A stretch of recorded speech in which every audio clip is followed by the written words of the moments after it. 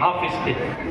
آج تو قرأت سبا کے قاری بھی مشکل سے ملتے ہیں, مشکل سے. قرآن 7 طریقے پر پڑھا جاتا ہے. ہم قرأت نافع, قرأت عاصم کے قائل ہیں, اس کے عامل ہیں. لیکن دوست, حضرت مخدوم پاک نے 1 سال میں صرف قرآن کو, قرأت سبا کو 1 سال میں پڑھنا سیکھا. قرأت سبا کے ساتھ مخدوم پاک نے 1 سال میں قرآن حفظ کر لیا.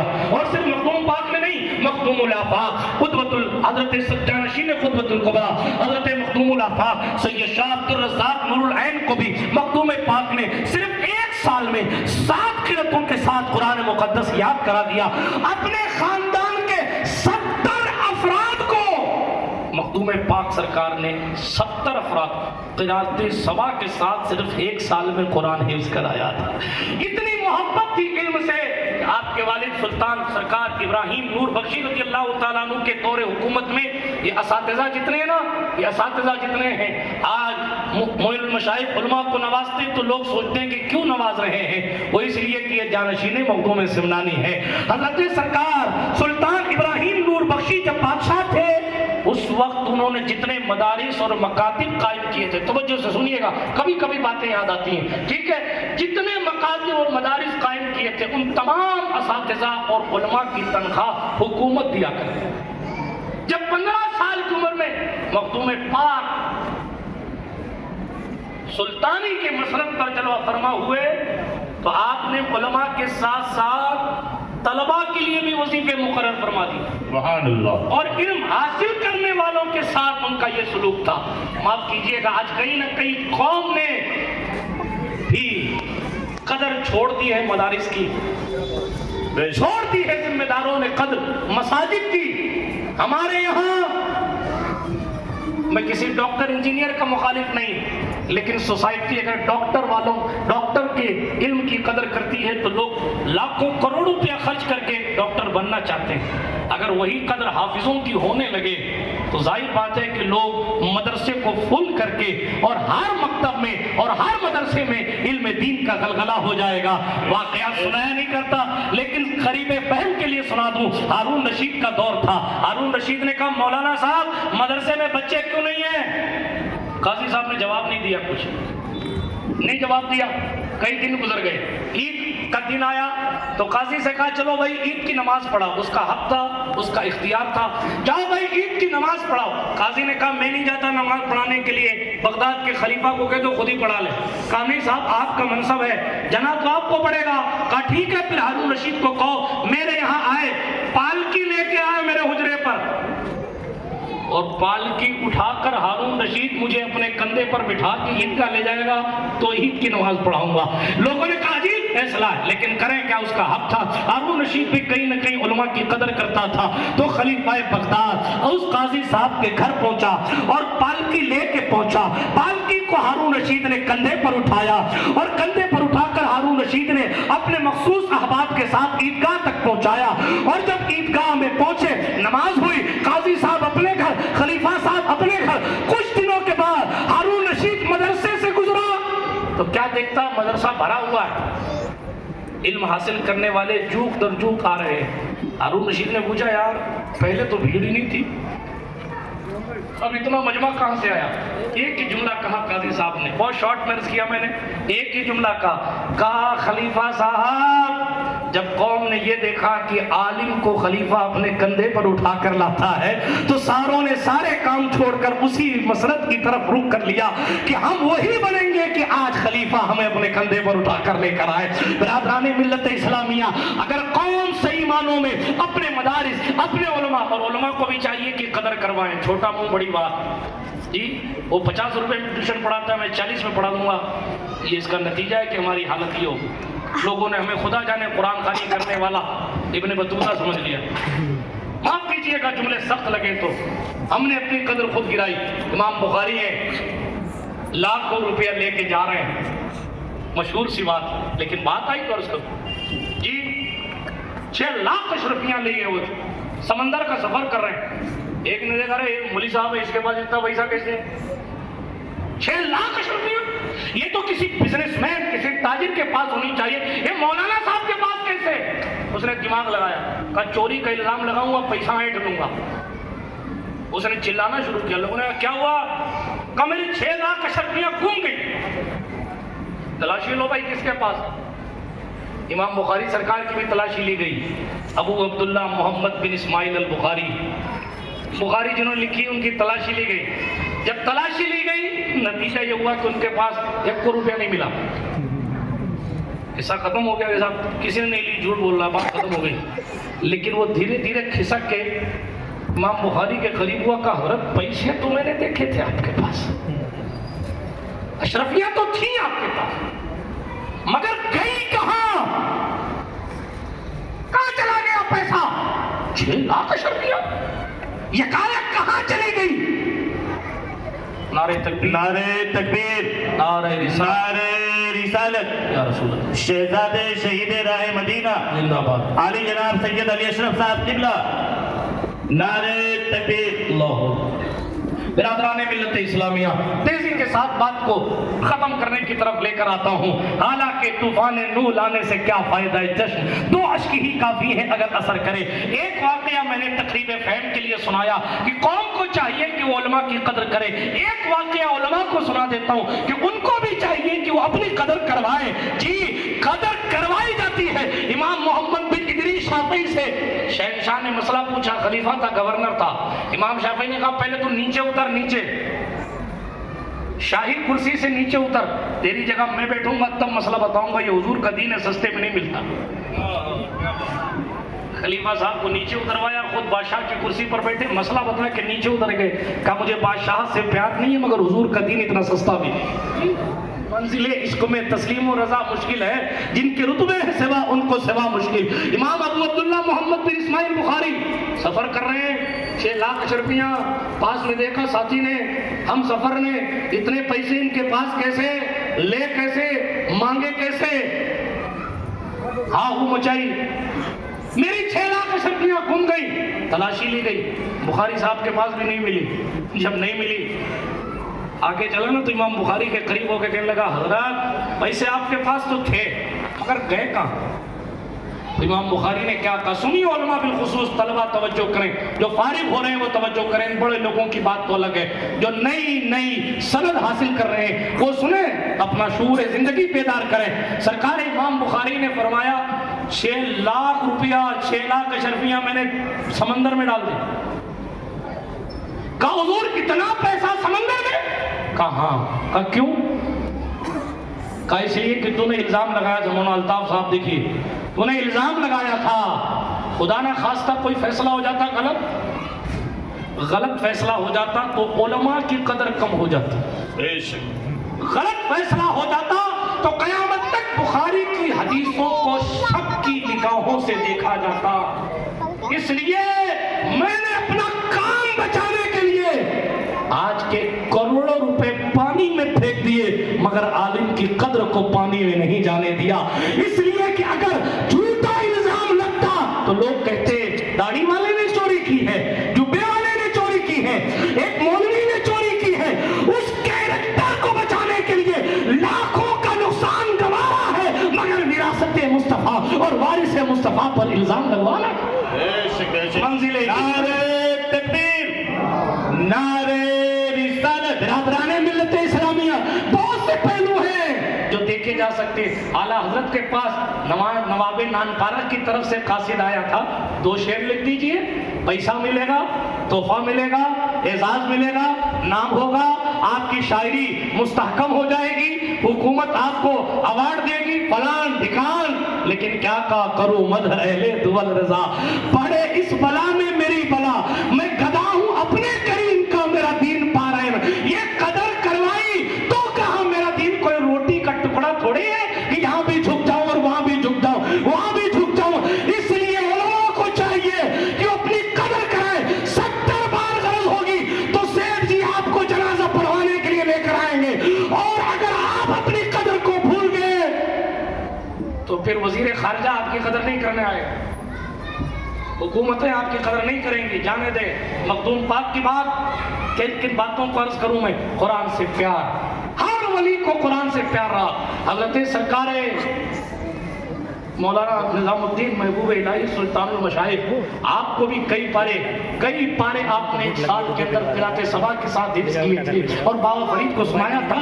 جس وقت وہ مرید ہوئے تھے, حضرت غریب نواز جب مرید ہوئے تھے تو پورے سورہ بقرہ کی تلاوت ان کے پیر و مرشد نے ان کے سامنے بیٹھ کر ان سے کروائی تھی اور پھر مرید کیا تھا. مگر افسوس ہے اسلام, تیرے چاہنے والے نہ رہے, جس کا تو چاند تھا اب وہ حالے نہ رہے. لبے لباب گفتگو کا یہ ہے, آج یہ بگڑا ہوا معاشرہ سدھرے گا اگر ہم قرآن کو کتاب ہدایت مان کر پھر قرآن سے رابطہ جوڑ دیں.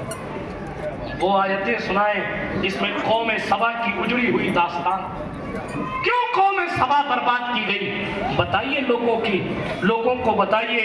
ان بدحال لوگوں کو قدرت نے خوشحال بنایا تھا لیکن پھر انہوں نے ناشکری کی تو اس ناشکری کی وجہ سے اللہ نے پوری قوم کو تباہ کر دیا. اور پوری سورہ سبا کلام مجید کے 22ویں پارے میں موجود ہے, اٹھائیے ترجمہ کنز الایمان اور جا کر پڑھیے گا. ناشکری کی بنیاد پر قوم سبا کو تباہ کیا جاتا ہے تو آپ آباد کیسے ہیں؟ کہاں ہیں ہم؟ قوم ہود کی بربادی ہے نا قرآن میں, قوم لوط کی بربادی کا تذکرہ ہے نا قرآن میں, قوم سمود کی بربادی کا تذکرہ ہے نا قرآن میں. بنی اسرائیل من و سلوہ پانے سے لے کر فرعون سے جوتا صاف کروانے تک کیسے پہنچے ہیں نا داستان قرآن میں. قرآن ضابطۂ حیات ہے. قرآن نے خود کہا لقد کان فی قصصہم عبرۃ لأولی الالباب. یہ قصے قرآن اے انجینئر پروفیسر نکلے, کہانی شریف مت سنائیے. او کم نصیب, کہانی تو قرآن نے سنائی ہے. کس نے کہا کہانی نہ سنائیے؟ یہ یوسف کی کہانی قرآن نے نہ سنائی؟ یہ عیسیٰ کی ولادت کی کہانی قرآن نے نہ سنائی؟ یہ ابراہیم کی آگ میں ڈالنے کی کہانی قرآن نے نہ سنائی؟ گمراہ کر رہا بیٹھ کو لوگوں کو کہانی شریف. او بے وقوف, کہانیاں اس لیے سچی کہانیوں کی بات کر رہا ہوں, ڈھکوسلوں کی بات نہیں کر رہا, فرضی روایتوں کی بات نہیں کر رہا, خود ساختہ کرامتوں کی بات نہیں کر رہا, صحیح روایات کی بات کر رہا ہوں. یہ سراسر فکر غلط ہے کہ ہم کہانی کے قائل ہیں. اگر قائل نہیں تو پھر قصہ یوسف کیوں سنایا گیا اور کیوں اس قصے کو احسن القصص کہا گیا؟ کہا قصوں میں سب سے اچھا قصہ تو قرآن سنا رہا ہے, قصہ تو قرآن سنا. یونس علیہ السلام کی مچھلی کے پیٹ میں جانے کا قصہ قرآن نے نہیں سنایا. حضرت یحییٰ اور زکریا کی داستان قرآن نے نہ سنائی. سرکار مریم کی قصے اور کہانی قرآن نے نہ سنائی. لیکن ہماری قوم تو جاہل ہو گئی ہے. کاغذ سادہ ہے, کوئی کچھ لکھ کے چلا جاتا ہے, بس لوگ کہتے ہیں یہی صحیح بات کرا. جھوٹ پھیلایا جا رہا ہے آج کے دور میں.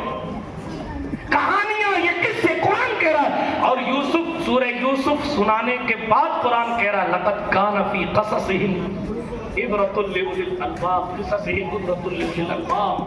ان کے قصوں میں عقل والوں کے لیے نصیحت ہے. بے شک. اگر نصیحت نہیں تھی تو آصف برقیہ کی طاقت سنانے کی ضرورت قرآن کو کہاں پڑی؟ بے شک. اگر نصیحت نہیں تھی تو سلیمان کے پاس بلقیس کا تختہ کیسے آیا؟ کیا ضرورت تھی بیان کرنے کی؟ وہ اس لیے بیان کرنے کی ضرورت تھی کہ بلقیس کا تختہ لانے والے امتیوں کی شان جب یہ ہے تو سلیمان کے امام مصطفیٰ جان رحمت کی شان کیا ہوگی؟ جب سلیمان کی امت کی ولایت یہ ہے تو علی حیدر کرار کی شان ولایت کیا ہوگی؟ اعلیٰ حضرت امام بات بدل نہ جائے. مولا کائنات کے حوالے سے لکھا, قاضی ثناء اللہ سے نقل کرتے ہوئے لکھا فتاوی رضویہ 9ویں جلد میں, ظہور آدم سے لے کر مولا علی تک جتنے ولی آئے ہیں ان تمام ولیوں کو تصرف اور اختیار اللہ پاک نے پہلے مولا علی کو عطا فرمایا, اور ظہور آدم سے لے کے علی تک تمام ولیوں کو خیرات علی دیتے تھے. یہ شان ہے. جب آصف برقیہ کو خیرات علی سے مل رہی ہے, ایک جملے میں کہتے ہیں جب آصف برقیہ کو علی سے خیرات مل رہی ہے, اور کیا تعارف کرایا قرآن نے سرکار آصف کا؟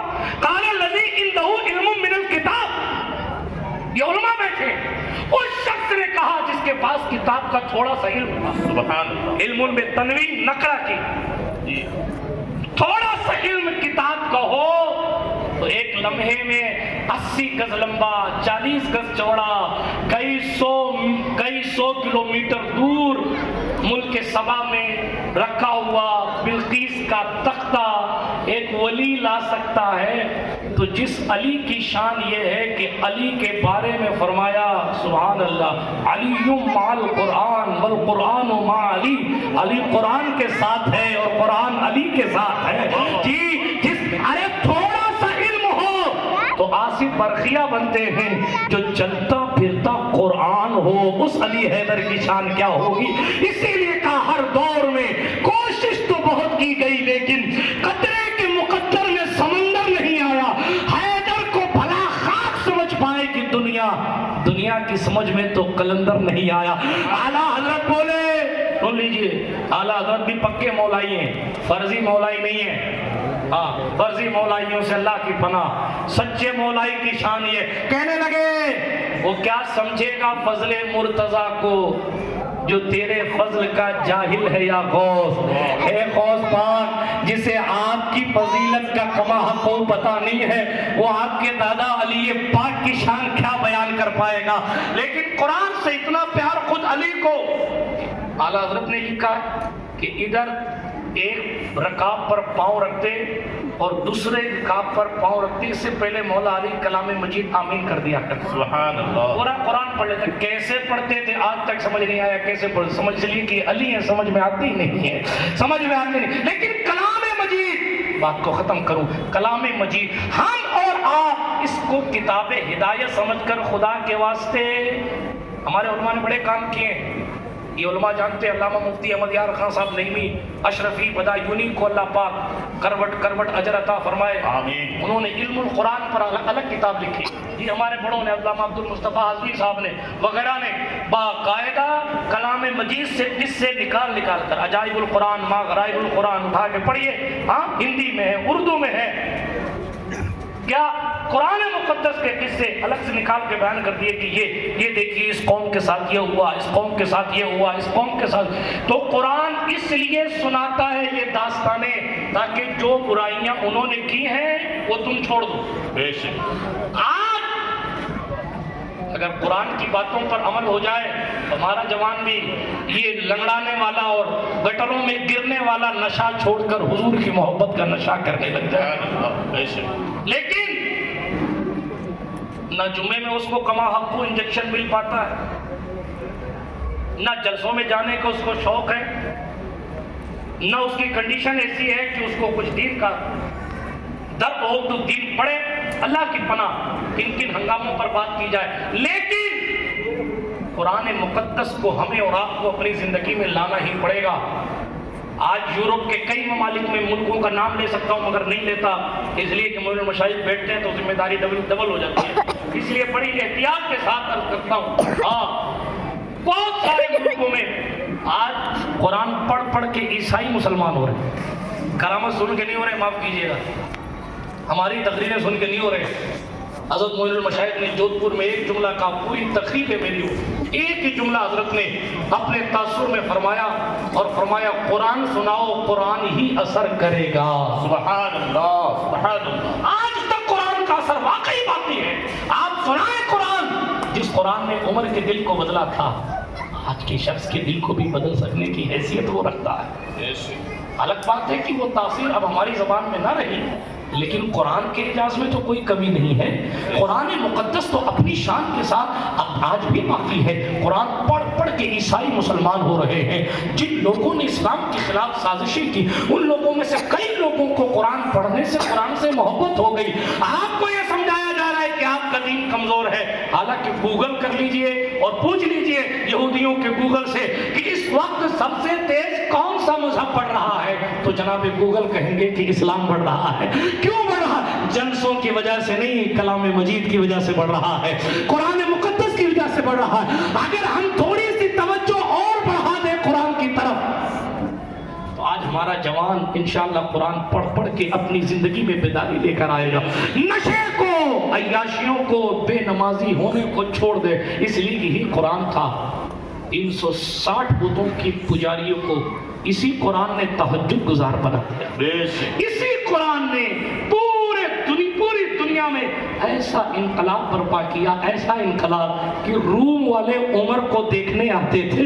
ये कौन सी तालीम लेकर जाते हैं कि पूरा कबीला इनका हो जाता है, पूरा खानदान इनका हो। ये कौन सी तालीम? वो कुरान की तालीम और वो हुजूर की तरबियत। वो कुरान की तालीम, वो हुजूर की तरबियत। कुरान पढ़ेंगे तो आपकी समझ में आएगा ये इल्म इसलिए हासिल किया जाता है ताकि खुदा पहचाना जाए। हम समझते हैं डिग्री हासिल करने के लिए इल्म हासिल किया जाता है। हम समझते हैं अल्लामा साहब कहे जाएं, मौलाना साहब कहे जाएं, मुफ्ती साहब कहे जाएं, मुबल्लिग साहब कहे जाएं, हाफिज साहब कहे जाएं, फलां नहीं। अब्दुल्लाह इब्न अब्बास से पूछा गया आलिम कौन? रईसुल मुफस्सिरीन, हिब्रुल उम्मा, सहाबी रसूल, हुजूर के चचा के बेटे अब्दुल्लाह इब्न अब्बास कहते हैं जो अल्लाह से डरता है वो आलिम। बेशक क्या कहा? जो अल्लाह से डरता वो। इन्नमा यख्शल्लाह मिन इबादिहिल उलमा। इल्म होगा तो खशियत होगी। खाजा खाजगान 60 साल तक रात भर इबादत करते रहे। खशियत क्यों आई? क्योंकि इल्म था। मैंने रात भागलपुर की तकरीर में अर्ज किया था कि सांप अगर किसी को कह दे, किसी के लिए बहुत अच्छा बिस्तरे का इंतजाम किया जाए और थका मांदा शख्स कहा जाए साहब आपके लिए गद्दा भी है, बेहतरीन किस्म का, ये भी है, वो भी है, गीजर भी है आपके लिए एयर कंडीशन भी है, फलान ढिकान सब है, लेकिन हजरत ये जो सुराख है ना, यहाँ से कभी कभी सांप तशरीफ ले आता है, आदमी सो नहीं सकेगा। अरे बहुत थका हुआ है, गद्दा अच्छा है, कमरा बंद है, गर्मी है तो एसी है, सर्दी है तो जनाब हीटर लगवा दिया है, नरम गद्दा है, नरम कंबल, फिर नींद क्यों नहीं? का सांप आ सकता है। आ जाएगा तो क्या होगा? काट लेगा, मर जाएंगे। सांप की मारिफत होती है तो सांप से डर लगता है। जिसे खुदा की मारिफत होती है उसे खुदा की याद रातों को सोने नहीं दे। राजा कुतुब सरकार ने फरमाया, सरकार 90 लाख लोगों को कलमा पढ़ाया आपने, फिर भी रातों को नींद नहीं आती। जी, मंजिल इश्क में तस्लीम और रजा मुश्किल है, जिनके रुतबे हैं सिवा उनको सिवा मुश्किल। 90 लाख लोगों को कलमा पढ़ाने वाले, लाखों लाख नमाजियों को, अल्लाह अकबर, हजारों हजार लोगों को विलायत की मंजिल पर निगाहें डाल के बिरादरान मिल्लत इस्लामिया निगाहें डालकर उनकी दिल की दुनिया को बदल देने वाले गरीब नवाज कहते हैं, बाबा कुतुब नेकियां तो तुमने बहुत गिना दी, मगर जब खुदा की शान देखता हूं ना, खुदा की शान, तो उसकी शान के मुताबिक गरीब नवाज फरमाते हैं मोइनुद्दीन हसन, अल्लाह की शान के मुताबिक अपनी जिंदगी में कोई एक नेकी भी नहीं पाता। आज हमारी जमात के बड़े खतीब ने कहा था 5 नमाजें पढ़ लेते हैं तो आसमान की तरफ देखते हैं, कुछ नाजिल होने वाला है।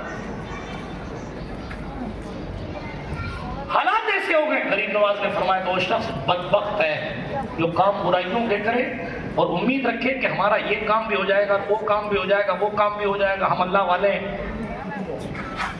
ख्वाजा खाजगान ने फरमाया 20 साल तक किसी के नामाए आमाल में अगर गुनाह ना लिखे जाए तब जाकर वो मुरीद सादिक बनता है।